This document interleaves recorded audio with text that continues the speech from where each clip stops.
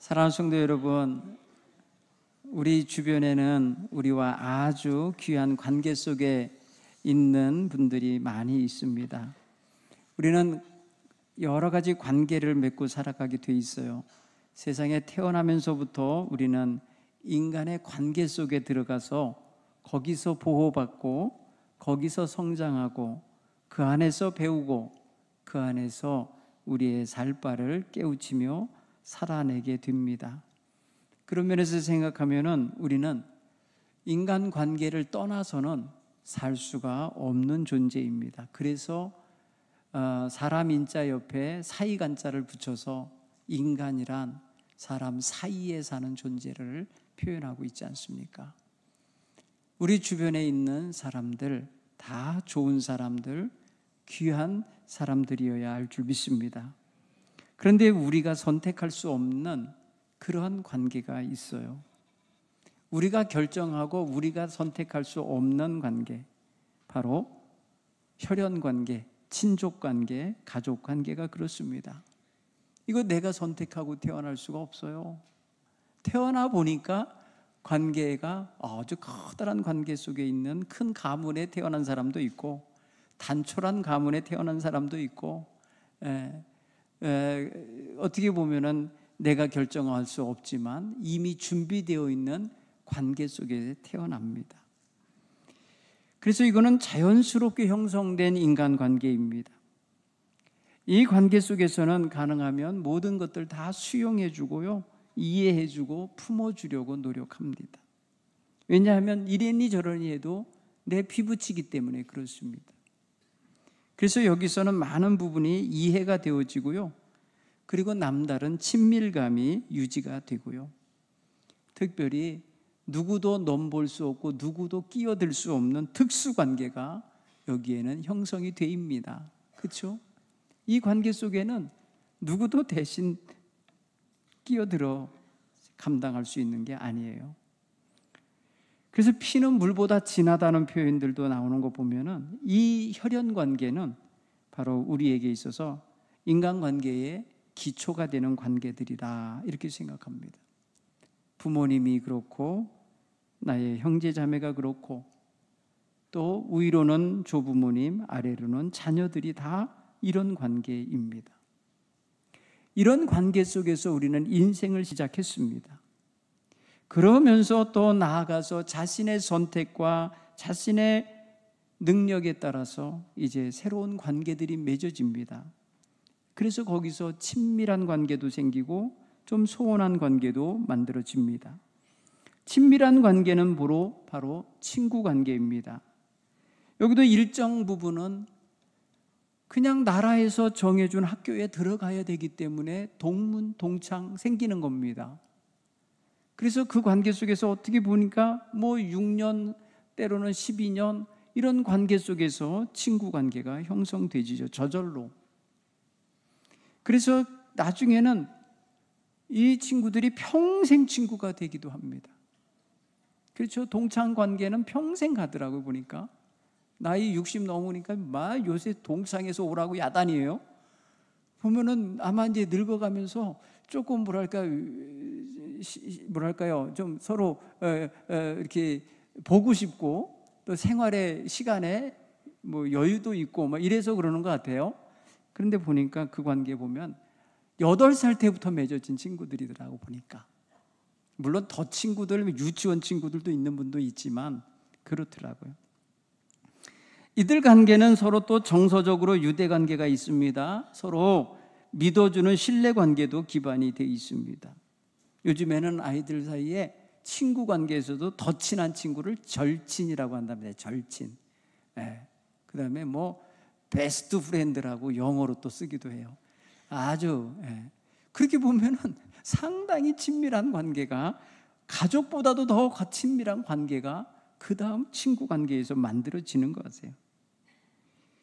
그런가 하면 우리는 사회에 나가보면은 이 우정 관계를 이제 지나서 조금 멀리 느껴지는 거리감도 있는 관계가 있어요. 때로는 협력 관계 해갖고 여러분 공동 목적을 위해서 서로 협력하는 관계 있어요. 거래처 사람들 그럴 수 있어요. 직장 동료들이 그럴 수 있어요. 어떤 프로젝트를 같이 해야 될 그런 입장에 놓여 있는 그런 사람들이 있을 수 있어요. 그런가 하면 여러분 그런 거 있잖아요. 직장에도 상사와 하급자의 관계 속에서는 조금 거리감이 느껴지는 관계가 있어요. 늘 그냥 따르는 선배가 아니라 상하 어떤 명령이 주어지고 또한 어떤 업무가 주어지는 관계라 좀 불편한 관계가 있는 거예요. 약간 거리가 있어요. 더 먼 거리도 있습니다. 우연히 만난 관계 있어요. 예, 버스를 탔을 때에 옆자리에 앉았던 사람 기억이나 합니까? 시장에서 만난 사람 기억도 못하죠. 나를 어디서부터 어디까지 태워다 준 택시기사 기억이나 합니까?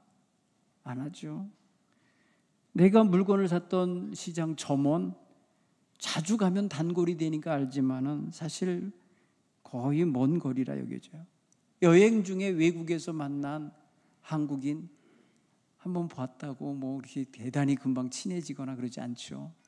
사실 이런 먼 거리도 있어요. 그런데 보통 우리는 누구랑 사는 겁니까? 여러분 평생 사는 사람 관계가 만나는 사람 관계가 그렇게 많지 않잖아요. 그래서 여러분 모든 걸 주고받을 수 있는 그런 은혜로운 관계, 사랑스러운 관계 깊지 않아요. 어떤 때 여러분 청첩장 받을 때 이분이 나를 얼마나 안다고 이런 걸 보냈어? 이러는 분도 있는 것 같아요. 아니 통 연락도 없이 살던 사람이 갑자기 청첩장을 보냈어? 이렇게 또 반응하는 분도 있고요. 뭐예요? 거리가 있다는 뜻이에요. 그럼 평소에는 어떤 사람들과 사는 겁니까? 여러분 친밀한 사람과 사는 거예요. 주고받는 거, 같이 밥도 먹고 같이 대화도 하고 차도 마시고 같이 말입니다. 인생 이런저런 근심도 나누고 하는 사람들이 있어요. 좋은 사람들이고 귀한 사람들이고 여러분 모두에게 없어서는 안 될 사람들일 것입니다. 이런 관계들에 있는 분들을 우리는 소중히 여기고 귀하게 여기서 그들에게 복이 임하도록 기도해 주셔야 할 줄 믿습니다. 우리는 귀한 것을 누구랑 나눕니까? 처음 보는 사람하고 나눕니까? 보통 좋은 거, 귀한 거, 유익한 것, 그리고 그냥 허비하기에 아까운 것들은 다 가까운 사람하고 친밀한 사람하고 나누는 거 아닙니까? 그렇죠? 어떤 목사님이 강원도에서 목회하는 목사님이 성도님이 산삼을 캐오셨다는 거예요. 산삼 좋은 거죠? 여느 사람들은 뭐 보지도 못하고 먹어볼 경험은 더 없죠. 그런데 그분이 갑자기 찾아온 손님이 있었나 봐요. 그분에게 내드릴 건 없고 산삼을 내드렸대요. 그랬더니 그분이 이 귀한 거를 나 같은 사람에게 주었냐고 자기를 굉장히 소중히 여기는 걸로 이해하시고 그 다음부터 친해졌다는 거예요. 좋은 걸 받았으니까. 여러분 근데 보통은요 좋은 거 귀한 거 처음 보는 사람에게 주기는 어려워요. 여러분도 그런 마음 아실 거예요. 좋은 것과 귀한 것 또 소중한 것은 그냥 가까운 사람과 나누고 싶고 귀한 사람과 나누고 싶고 사랑스러운 사람과 나누고 싶은 거예요. 왜 그러냐면 그 가치를 함께 공감하고 나눌 수 있기 때문에 그래요. 내가 이걸 나눌 때에 기쁨이 배가 되고 이렇게 나눌 때에 그가 감탄하고 감사하는 마음을 표현할 줄 알리는 관계이기 때문에 그래요. 그리고 우리는 진심으로 귀히 여기는 사람에게 내 소중한 걸 내어주어도 아깝지 않은 느낌이 들기에 낭비하는 느낌이 안 들기 때문에 기꺼이 나눌 수 있어요. 소중함을 함께하고 나눈다는 건 좋은 거예요. 바로 우리와 지금 살고 있는 가까운 사람들이 이런 사람들 아닌가요? 그런가 하면 진심으로 귀히 여겨주고 나를 귀히 여기는 사람이라는 걸 알 수 있어요. 내가 좋은 걸 내주는 사람은요, 그 사람이 나를 잘 대해주는 사람이라는 뜻이에요. 나를 홀대하고 나를 무시하고 나를 멸시하고 나를 상처받게 만드는 사람에게 내 귀한 거를 내주려고 하질 않아요. 그러니까 여러분 보세요. 내가 귀한 것을 누군가에게 나누는 사람이 있다면 그 사람 좋은 사람이에요. 그 자체가 이미 증명해 주고 있는 거예요. 내가 믿을 수 있는 사람, 나를 언제나 안전하게 받아줄 수 있는 사람, 그 사람을 인해서 내가 더 빛나도록 만들어주는 사람, 소중한 사람이에요. 그래서 그 사람과 좋은 거를 나누고 싶은 거예요. 나도 그 사람을 사랑하고 나도 그 사람을 존중하고 있다라는 표현일 것입니다. 내 귀한 걸 내준다는 것은. 함께 성장하고 싶은 사람이요, 함께 유익을 만들어내고 싶은 사람이요, 함께 기대하는 바를 이루어가고 싶은, 정말 늘 곁에 두고 힘이 될 만한 사람이라는 뜻일 겁니다. 이런 귀한 사람에게 우리는 귀한 것을 주어야죠. 여러분, 무슨 귀한 거 가지고 계십니까? 우리는 은행에 들어있는 숫자로 돈을 많이 갖고 있다고 요즘 애들 말하는데, 거기 들어있어야 소용없어요. 그게 나와야 돼요. 은행에서 나와야 귀해지는 거예요. 거기 넣어놔 갖고 안 귀해요. 그게 나와서 내 손에서 귀한 사람하고 사용할 때 귀해지는 거예요. 경제 가치는 통화가 이루어질 때 나타나는 거예요. 쌓여 있을 때는 별로 의미가 없어요. 여러분, 오늘 우리가 우리에게 있는 소중한 게 무엇이냐를 먼저 찾아보시고, 그 귀중한 것을 나는 그냥 쌓아두고만 있는가, 묵혀두고 있는가, 아니면 나누며 살고 있는가 보셔야 돼요. 여러분, 복음을 생각해 보세요. 복음은 세상에 가장 귀한 거예요. 복음을 나만 간직하고 내 마음에만 믿고 있고 내 마음에만 품고 있어야 되겠습니까? 남에게 준다고 해서 줄어드는 것도 아니고, 남에게 베풀고 알려준다 해서 손해보는 것도 아닌데, 그거 왜 나 속에만 넣고 있을까? 우리는 조금 전에 관계 살펴봤지만 그분들이 소중한 분이고 그분들이 귀한 분인 거 알면 내가 가진 이 귀한 복음을 전함으로써 더 귀해지게 만들어야죠. 내가 가진 소중한 이 복음을 통해서 그 인생이, 그 삶이 더 복되게 만들어줘야 내가 그에게 귀한 존재 아니겠습니까? 그런 의미에서 생각할 때에 오늘 성경 본문에 나오는 이 인물들을 한번 보세요. 먼저 등장한 사람이 세례 요한이에요. 세례 요한이 예수님을 보고 자기를 따르는 제자들에게 말한 거예요. 보라, 하나님의 어린 양이로다 하면서 예수님을 소개했어요. 그때에 자기를 따른 두 제자가 자기를 두고 예수님을 따라가도록 만들었어요. 여러분, 여기 보면은 세례 요한은 자신이 지금 알아본 분, 내가 봤을 때 저분이 바로 하나님이 보내신 어린 양이야, 저분이 바로 세상 죄를 지고 가실 분이야, 이걸 깨달은 거예요. 그래서 자기를 따르는 제자들에게 말한 거예요. 저분이 바로 하나님이 보내신 어린 양이다. 그랬을 때에 자기의 제자였던 두 사람이 예수님을 따라갔다니까요. 예수님께로 가도록 해준 거예요. 야, 가지마, 어딜 가, 너 내 제자인데, 내 제자가 어딜 가, 붙잡지 않았어요. 예수님께로 가게 했습니다. 여러분, 당시에는 랍비라고 하는 존재의 스승을 따르는 제자들은 랍비의 그림자처럼 따라다니는 존재예요. 한시도 그 스승과 떨어지면 안 되는 그런 관계 속에 있는 건데, 지금 세례 요한은 자기 두 제자를 예수님께 가도록 하고 있습니다. 이게 바로 뭐예요? 내 소중한 것이어도 더 귀한 분에게로 보낼 수 있는 이런 마음가짐 아닙니까? 그날 거기에 다녀왔던 두 제자 가운데 한 사람이 안드레라는 거예요. 오늘 성경은 그래요. 예수님의 말씀을 가서 듣고 왔던 안드레가 너무나도 귀한 것을 발견했어요. 예수님과 함께 머물면서 대화하는 사이에 예수님이 메시아라는 사실을 깨달았어요. 구세주라는 걸 깨달았어요. 그가 그리스도구나라는 걸 깨달은 거예요.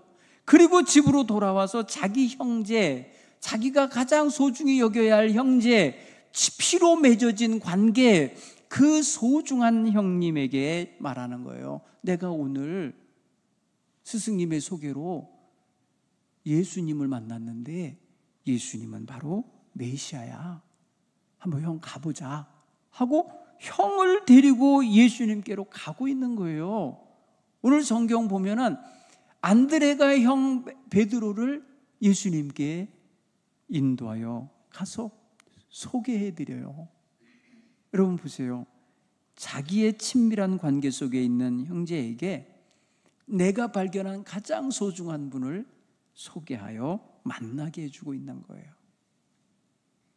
이튿날 보니까 갈릴리에서 또 다른 친구 빌립이, 한 마을에 사는 빌립이 자기의 친구 나다나엘을 찾아가서 이르되 모세가 율법에 기록하였고 여러 선지자들이 기록한 그분을 우리가 만났어.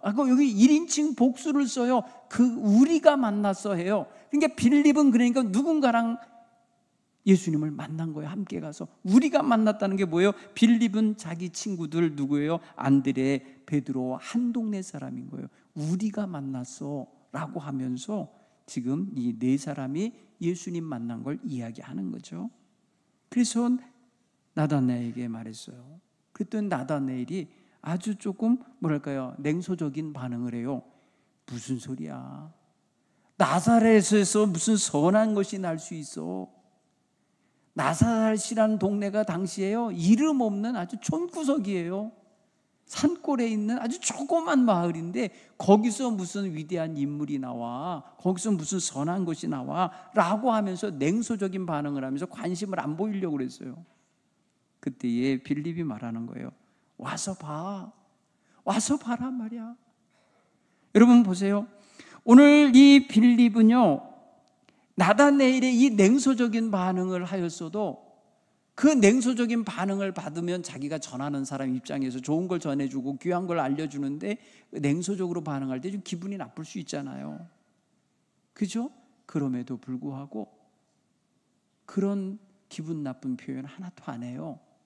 왜? 서로 믿고 살고 서로 친구처럼 지내고 서로 어려서부터 같이 자란 친구가 이런 반응 보낼 때는 이 친구가 어떤 무슨 뭐랄까요, 더 신중하고 더 뭔가를 좀 알기 원하고 더 정확해야만 믿을 아이라는 거 아는 거죠. 그럼에도 불구하고 포기하지 않고 와서 봐. 일단 와서 봐 라고 소개하며 데리고 와요. 마침내 데리고 와요. 누가 설득력이 있는 거예요 지금? 냉소적인 나다나엘이 아니라 빌립이 지금 나다나엘을 데리고 오는 거 보십시오. 나다나엘이 예수님께로 다가오는 걸 보시면서 예수님께서 그를 가리켜 보라, 이 사람은 참으로 이스라엘 사람이다. 그 속에 간사함이 없도다. 이러면서 나다나엘이 예수님께 다가오는 사이에 그를 향하여 칭찬하며 그를 인정하며 그 존재의 가치를 예수님이 일궈내 주셨어요. 그러자 나다나엘이 반응합니다. 여러분, 사람이 말이에요, 자기를 알아주는 사람 앞에 가면 좀 겸손해지게 되고요, 내지는 관심을 같이 갖게 되잖아요. 뭐라고 표현했나 보세요. 아니, 어떻게 나를 아십니까? 예수님의 눈길이 먼저 이 나다나엘을 보셨다는 거예요. 네가 무화과 나무 아래에 있는 걸 보았다. 빌립이 너를 부르기 전에, 빌립이 찾아가서 전도하기 전에 예수님이 먼저 나다나엘을 알아보고 계신 거예요. 여러분 보세요. 오늘 우리의 이 전도하는 과정, 관계 전도를 우리가 이제 하는데, 살고 있는 관계 속에서 전도를 하는데, 전도를 여기 오늘 이 사람들 하는 거 가만히 보세요. 여기 어디 강제성이 하나도 없죠. 강요하는 면 없죠. 너 안 하면 안 돼, 위협하는 말도 없죠. 내지는 말이에요, 뭐 과선전하는 것도 없어요. 과대 포장하는 것도 없어요. 내가 만난 예수, 내가 접해본 예수, 내가 대화해본 그분을 그냥 와서 너도 한번 뵈 하고 초청과 초대 형식일 뿐이에요. 그렇죠? 여러분, 전도라는 것은 초대하는 거예요. 어디로? 예수님께로. 여러분, 올 한 해 여러분 사시면서 친구들이나 아니면 형제 자매들에게 힘들어할 때 지쳐있던 거 아시잖아요. 친구 사이엔 다 속 얘기도 하잖아요. 그래, 힘들겠다 이해해주고, 한번 교회 와볼래? 함께 기도해볼래? 함께 예배해볼래? 하면서 초대를 하십시오. 너 예수 안 믿어서 그래. 예수 안 믿으면 너 죽어. 예수 안 믿으면 너 벌 받아. 이런 식으로 말하면 안 돼요. 우리는 정말 사랑의 사람들, 내 주변에 관계 맺은 사람 다 소중한 사람이잖아요. 우리가 이 소중한 사람을 소중하게 대해야죠. 그러기 위해서 여러분, 정말 소중한 사람을 위해서 기도하시기 바랍니다. 하나님, 제 곁에 이 소중한 사람을 세워주셔서 인생 함께 살아가고 있는데 이 친구가 아직 예수님을 알지 못해요. 하나님, 그 마음을 열어주세요. 제가 다가가서 대화할 때 성령님의 손길이 먼저 살펴주세요. 예수님의 눈길이 먼저 그를 살펴주세요 하며 기도하시기 바랍니다. 우리는 사람을 논리로 설득하는 경우도 있지만 감동으로, 감동함으로 그 마음에 사랑을 느끼게 하는 것이 훨씬 더 그 마음을 열게 하는데 유리합니다. 좋습니다. 감동을 끼치며 살아가시기를 간절히 축원합니다. 또한 우리는 평소의 삶 속에 내 말이 하찮은 말이 되지 않도록, 내가 하는 말이 가볍고 쓸데없는 말로 무시당하지 않도록 평소의 삶을 진중하게, 진실하게, 겸손하게, 따뜻하게 살아내시길 간절히 바랍니다. 사람은 언행심사가 다 그릇이에요. 그릇. 그 사람을 나타내는 그릇과 같아요.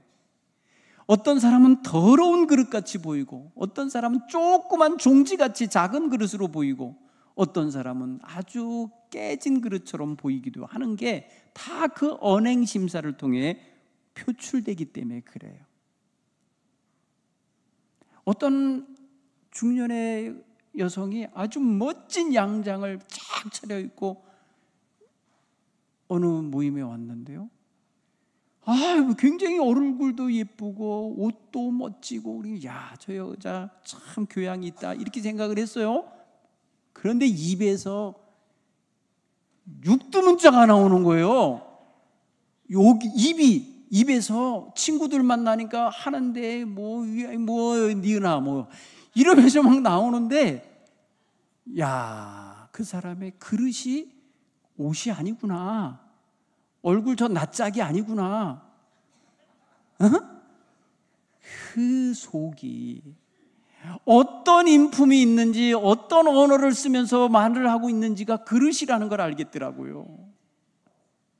사랑하는 성도 여러분, 우리 성도 평소의 삶 속에서 사랑하는 마음, 용서하는 마음, 겸손히 섬기는 마음, 기쁨을 전하고 나눌 줄 아는 마음, 이런 마음이 바로 복음을 먼저 먹고 있는 사람에게서 나오는 향기라고 여기시기 바랍니다. 이런 향기가 나야죠. 예수 향기가 날 수 있도록 살아가는 이런 성도들이 되고자 노력하시길 간절히 축원합니다. 복음을 듣기 전에, 복음에 관한 글을 읽기 전에 사람들은 나를 먼저 봅니다. 내 삶을 먼저 읽어요. 내 언행심사를 먼저 간파한다고요. 그러니 우리의 삶은 굉장히 중요한 그릇인 거예요. 늘 정결하고 깨끗하고 따뜻하고 온유한 그런 성품의 그릇들이 되시길 간절히 축원합니다. 세상 사람들은 성경을 읽는 게 아니라 나를 읽어요. 나를, 예수 믿고 사는 나를 읽어요. 성경 읽고 사는 나를 읽어요. 그렇기 때문에 내가 성경에 합당하게 예수님을 믿는 자답게 살아가는 삶이 너무 소중한 거예요. 우리의 관계는 소중한 관계라고 했지 않습니까? 이 관계 속에 있는 이 사람들에게 실망을 주고 서운함을 주고 믿을 수 없다고 불신을 주고, 그 사람 정말 대하기 까다로워, 불편함을 주고 그 사람이 여자리에 없었으면 좋겠어 하고 회피감을 주면 그건 이미 내가 지난날의 삶을 잘못 살아왔구나, 이렇게 느껴야 할 부분인 거예요. 기분 나빠할 일이 아니에요. 우리 보통 누가 그렇게 하면 기분 나빠하거든요. 뭐 이 사람은 바다 같은 마음만 항상 갖고 있는 게 아니거든요. 인간관계라는 상대적인 거기 때문에 늘 내 주변 사람들이 나에게 보이는 반응은 나의 삶과 무관하지 않은 거예요. 그래서 상대방의 나 대하는 태도 속에 내가 그들을 대한 태도가 배어 나오는 거예요. 이게 메아리예요, 메아리. 내가 야호하면 저기서 야호가 들리듯이 내 관계를 어떻게 만들어 갔느냐 보여주는 모습이에요. 그러니 우리는 관계 속에서 사랑의 관계, 신뢰의 관계, 서로를 존중하고 섬기는 관계를 늘 유지하고 그거를 이끌어갈 수 있어야 될 줄 믿습니다. 그래야 친밀감도, 그래야 거리감이 사라지고 친밀감이 더 형성되는 것입니다. 그래야 서로가 힘들 때 의지하기 위하여 다가가서 기도하여 달라고 부탁도 하고, 때로는 눈물 흘리며 가서 슬픈 마음을 토로하기도 하고, 때로는 그 친구 어깨에 기대서 네가 있어서 내가 힘이 된다 하면서 고백하는 거예요. 사랑하는 성도 여러분, 우리는 믿음으로 살아가는 성도들이지 않습니까? 인생 그렇게 길지 않다고 그래요. 나이 말입니다. 나이 많아지면요, 친구 관계도 사실은 거의 없어져요. 유일하게 남는 게 교회에 와서 만나는 교우 관계예요. 여러분, 거의 없어져요.